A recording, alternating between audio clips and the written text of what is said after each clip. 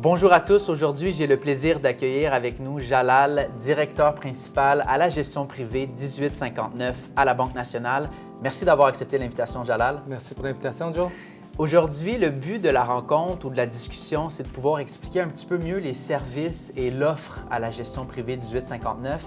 Vous le savez, de mon côté, je m'occupe principalement de la gestion d'actifs, gestion de portefeuille, gestion de patrimoine, mais on a travaillé ensemble des dossiers super importants où on a été capable vraiment d'amener de la valeur ajoutée avec votre offre bancaire à la 1859. Donc, j'ai préparé une liste de questions que je vais te poser, puis j'espère que ça va pouvoir peut-être mieux faire comprendre la gestion privée 1859 à nos auditeurs d'aujourd'hui.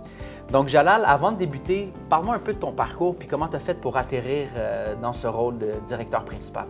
Bien, j'ai toujours évolué dans le financement, puis rapidement dans ma carrière, j'ai été appelé à travailler des conseillers en placement de différentes manières. Puis assez rapidement, ce qu'on réalise, c'est que quand on travaille avec une clientèle fortunée, on ne peut pas travailler en silo. Les clients ont souvent plusieurs dimensions. On va parler de placement, on va parler de financement, on va parler de fiscalité, de structure corporative. Puis je te dirais que c'est là que la collaboration devient essentielle. Le conseiller en placement, lui, va accompagner son client dans la stratégie d'investissement, dans la vision de patrimoine global. Absolument. Puis le banquier, lui, va venir ajouter une perspective bancaire, financement, qui va permettre des fois de mieux structurer l'ensemble. Absolument. Avec les années, j'ai été exposé à des dossiers de plus en plus complexes. Puis également, c'est là que le financement n'est plus une simple transaction, mais doit être un véritable levier stratégique.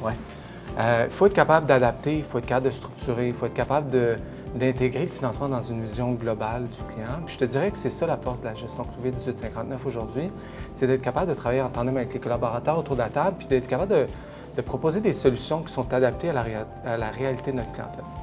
Donc pour moi, c'était vraiment une suite logique, c'était d'être capable d'évoluer dans un modèle où est-ce que le banquier privé devient un partenaire clé, un partenaire du choix dans la relation puis dans l'accompagnement du client au quotidien. Absolument. C'est bien expliqué. Puis, souvent, on se fait poser la question de mon côté, là, principalement, c'est quoi vraiment la grosse différence entre les services en succursale traditionnelle bancaire et la gestion privée de la 1859? Oui, puis la réponse à cette question est assez importante parce que de l'extérieur, puis là, tu le dis, la différence, ça peut paraître subtile. On pourrait penser qu'un banquier privé, c'est un conseiller bancaire qu'on appelle quand on a une hypothèque à renouveler, une transaction bancaire ou un compte à ouvrir. Puis, bien évidemment, on fait ce type d'accompagnement. Mais la vraie différence, je te dirais, c'est qu'à la gestion privée 1859, on sort complètement d'une logique transactionnelle. On est plutôt dans une relation à long terme, une relation qui est structurée puis qui est intégrée dans une vision 360 du client. Avec une clientèle fortunée, la réalité devient rapidement plus complexe. Donc, on l'a dit, on va parler de placement, on va parler de compagnie de gestion, de projets immobiliers importants. On va parler, dans bien des situations, de planification financière successorale.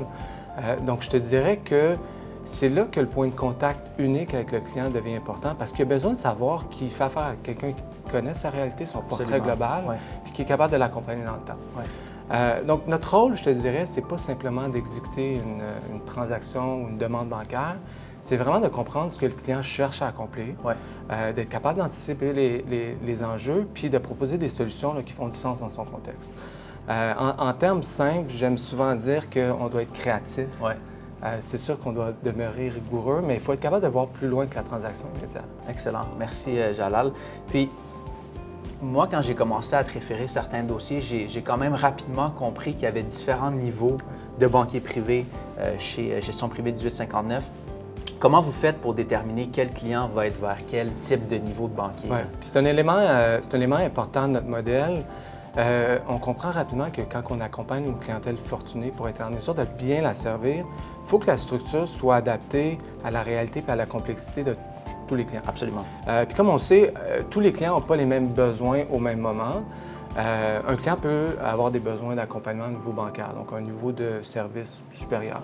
Un client peut avoir des besoins de financement. On a d'autres clients qui ont des besoins un peu plus complexes, puis qui va nécessiter qu'on mobilise une équipe d'experts et une expertise un peu plus pointue autour du client. Et je te dirais, la force de notre équipe, c'est qu'on est capable d'accompagner le client dans le temps. Puis au fur et à mesure aussi que ses besoins évoluent. Fait qu'un client peut commencer avec des besoins qui sont simples, puis rapidement, sa situation peut se complexifier. Ouais.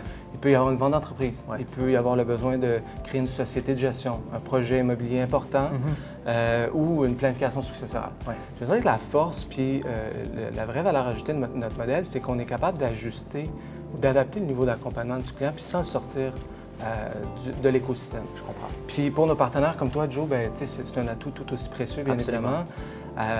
Parce que grâce à notre approche personnalisée à la gestion privée du 1859, on est capable de répondre aux besoins variés du client, puis ultimement, d'offrir une expérience client qui se distingue réellement. Excellent.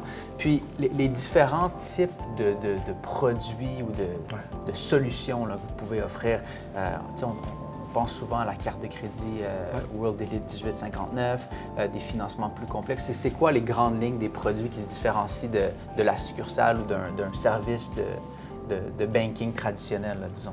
Ouais. Je vais commencer par dire qu'au-delà de la liste de produits, la vraie valeur ajoutée à la gestion privée du 1859, c'est notre capacité à bien accompagner le client. Absolument. Un client fortuné ne cherche pas nécessairement seulement une hypothèque, une carte de crédit ou un compte de banque. Ce qu'il cherche à la base, c'est une équipe qui est capable de comprendre son portrait global puis d'y offrir évidemment des solutions qui sont cohérentes dans son contexte. Donc en termes de produits, pour une clientèle fortunée, comme tu sais, on a des actifs importants. Mais ça ne veut pas dire que parce qu'on a des actifs importants qu'on veut encaisser ces placements pour répondre à un besoin de liquidité, c'est-à-dire une occasion d'affaires ou réaliser un projet. Puis dans ces situations-là, la marge de crédit sécurisée par un portefeuille de placement peut être un outil assez intéressant. Ça permet au client de répondre à son besoin de liquidité, puis ça, sans toucher à sa stratégie d'investissement. Exact. Bien entendu, là, quand ça fait du sens dans le portrait global. Absolument. Ensuite, on a tout le volet hypothécaire. Puis, pour une clientèle fortunée, une hypothèque, c'est pas seulement un renouvellement de taux. Tu le sais, les clients ont une résidence principale, vont avoir une résidence secondaire, vont avoir des propriétés qui sont détenues dans différentes sociétés de gestion.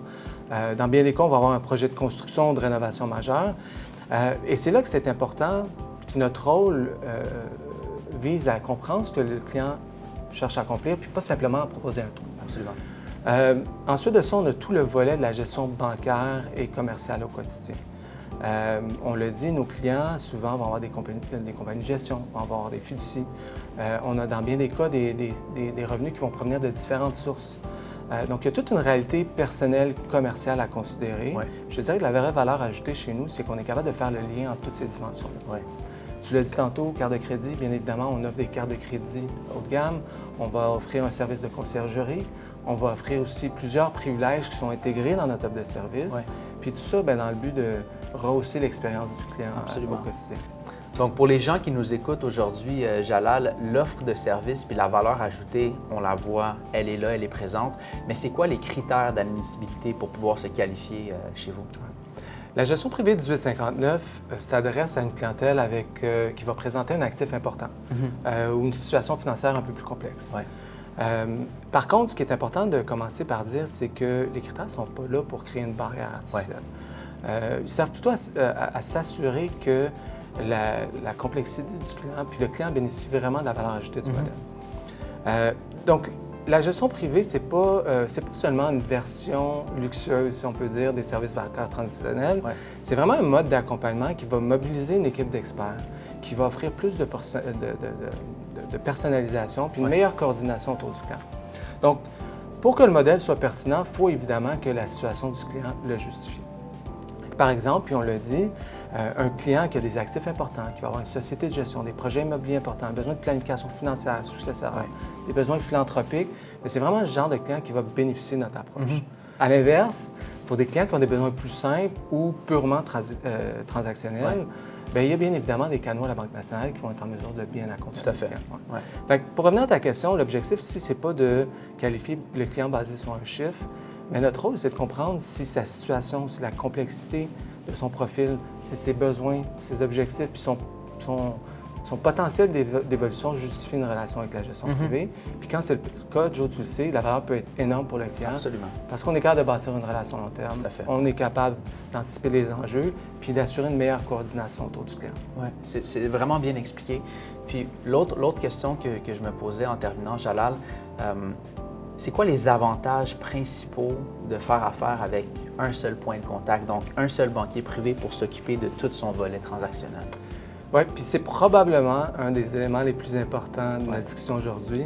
Comme tu le sais, quand on fait affaire à une clientèle fortunée, le client ne veut pas avoir à appeler, il ne veut pas avoir à expliquer sa situation à chaque fois qu'il appelle la banque. Il ne veut pas avoir à être transféré à un autre département ou à un autre service, puis surtout, il ne veut pas sentir que chacune de ses questions ou ses demandes est prise de façon isolée. Ouais. Fait que je te dirais que le point de contact change complètement l'expérience. Le banquier privé, lui, va connaître son client, va connaître son historique, ses priorités, ses objectifs, va souvent connaître sa famille, puis dans bien des cas, ses préoccupations les plus personnelles. Puis ça, bien, ça crée la confiance. Puis cette confiance-là, elle est essentielle parce que les discussions bancaires vont souvent toucher à des sujets un peu plus sensibles. Tu sais, on va parler d'endettement, de liquidité, on va parler de la famille, donc tout ce qui est succession, transmission du patrimoine au décès. Ouais. Donc pour le client, avoir un point de contact unique, qui connaît son portrait et qui est capable de l'accompagner dans le temps, bien évidemment, il va gagner en tranquillité d'esprit. C'est sûr. Donc, je te dirais que le point de contact unique, ce n'est pas seulement une question de service à la clientèle, c'est une question de continuité relationnelle. Oui. Puis tu le sais, dans la gestion de patrimoine, cette continuité-là, elle est fondamentale. Absolument. Donc, Jalal, merci beaucoup d'avoir accepté l'invitation aujourd'hui. Je pense que tu as été capable de répondre à plusieurs de mes questions. De mon côté, à la Financière Banque Nationale, je continue à vous accompagner en termes de gestion d'actifs, gestion de portefeuille. On parle également de planification fiscale, successorale et autres. Et pour tout ce qui a trait à des demandes plus complexes au niveau de l'offre bancaire, que ce soit pour des compagnies de gestion, des fiducies ou au point de vue personnel, c'est avec ton équipe qu'on va pouvoir se référer. Donc, si jamais les sujets d'aujourd'hui vous ont parlé, n'hésitez pas à nous écrire ou à nous appeler directement, puis ça va me faire un grand plaisir de céduler une rencontre avec vous. Merci d'avoir écouté la capsule et on vous dit à la prochaine. Merci.